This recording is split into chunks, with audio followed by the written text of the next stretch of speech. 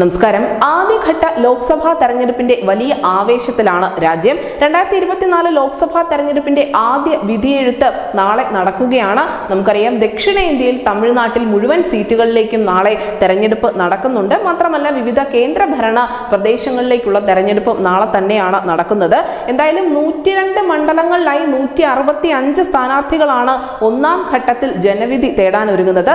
തമിഴ്നാട്ടിൽ 39 സീറ്റുകളിലായി ആകെ 950 സ്ഥാനാർത്ഥികളാണ് മത്സര രംഗത്തുള്ളത്. പുതുച്ചേരി സീറ്റിലും നാളെ തന്നെയാണ് വോട്ടെടുപ്പ് നടക്കുന്നത്. തമിഴ്നാട്ടിൽ DMK സഖ്യം വലിയ പ്രതീക്ഷയിൽ തന്നെയാണ് മുന്നോട്ട് പോകുന്നത്. കാരണം കോൺഗ്രസും ലീഗും ഒക്കെ ഉള്ള മുന്നണിയിലൂടെ 39 സീറ്റും തങ്ങൾക്ക് തന്നെ നേടിയെടുക്കാമെന്നുള്ള അമിത ആത്മവിശ്വാസം DMK മുന്നണിക്കുണ്ട്.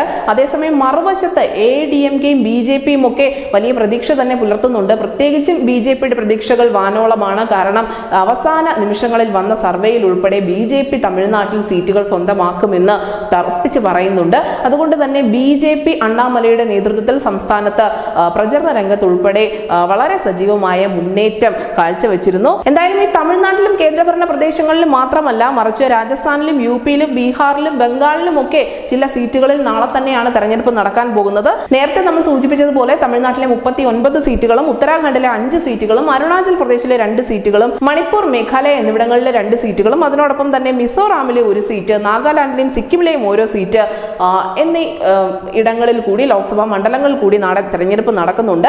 ലക്ഷദ്വീപ്, പുതുച്ചേരി, ആൻഡമാൻ നിക്കോബാർ ദ്വീപുകൾ എന്നീ കേന്ദ്രഭരണ പ്രദേശങ്ങൾ കൂടി നാളെ പോളിംഗ് ബൂത്തിലേക്ക് എത്തുകയാണ്.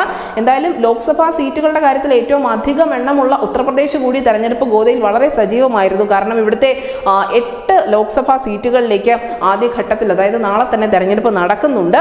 ബംഗാളിൽ നമ്മൾ സൂചിപ്പിച്ചതുപോലെ 3 ലോക്സഭാ സീറ്റുകൾ ആദ്യഘട്ടത്തിൽ ജനവിധി തേടുന്നുണ്ട്. എന്തായാലും അവസാന ഘട്ട പ്രചരണ സമയമായപ്പോൾ നമുക്ക് മനസ്സിലാകാവുന്ന ഒരു കാര്യമുണ്ട്. കോൺഗ്രസിന്റെ രാഹുൽ ഗാന്ധി സൗത്ത് ഇന്ത്യയിൽ മാത്രമായിരുന്നു കൂടുതൽ ചുവടുറപ്പിച്ചിരുന്നത്. കർണാടകയിൽ ഉൾപ്പെടെ അദ്ദേഹം വളരെ സജീവമായി തന്നെ ഓടിയെത്തിയിരുന്നു. അതേസമയം ഉത്തർപ്രദേശ് പോലെയുള്ള നിർണായകമായ സംസ്ഥാനങ്ങളിൽ പ്രിയങ്ക ഗാന്ധി മാത്രമാണ് അവസാന നിമിഷങ്ങളിൽ കളം നിറഞ്ഞിരുന്നത്. എന്നാൽ നരേന്ദ്രമോദി ആവട്ടെ രാജ്യത്തിന്റെ മുക്കിലും മൂലയിലും ഓടിയെത്തുന്ന ഒരു കാഴ്ച നമ്മൾ കണ്ടതാണ്. പ്രത്യേകിച്ചും ദക്ഷിണേന്ത്യയിൽ അവർക്ക് മിഷൻ സൗത്ത് എന്നുള്ള ഒരു വലിയ സ്വപ്നമുണ്ട്.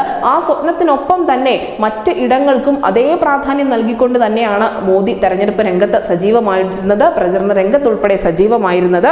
എന്തായാലും മോദിയും രാഹുൽ ഗാന്ധിയും സ്വീകരിച്ചിരിക്കുന്ന പ്രചരണ രീതികൾ പോലും വ്യത്യസ്തമായിരുന്നു. കൂടുതൽ ദക്ഷിണേന്ത്യയിൽ തന്നെ രാഹുൽ ഗാന്ധി ചുവടുറപ്പിച്ച് നിന്നപ്പോൾ ദക്ഷിണേന്ത്യക്കൊപ്പം തന്നെ മറ്റിടങ്ങളിലേക്കും, പ്രത്യേകിച്ചും വടക്ക് കിഴക്കൻ സംസ്ഥാനങ്ങളിലേക്ക് ഉൾപ്പെടെ മോദി ഓടിയെത്തിയിരുന്നു. എന്തായാലും ഇതിന്റെയൊക്കെ ഫലം എന്താവുമെന്ന് ആദ്യഘട്ടത്തിൽ നാളെ ജനങ്ങൾ വിധിക്കാൻ പോവുകയാണ്.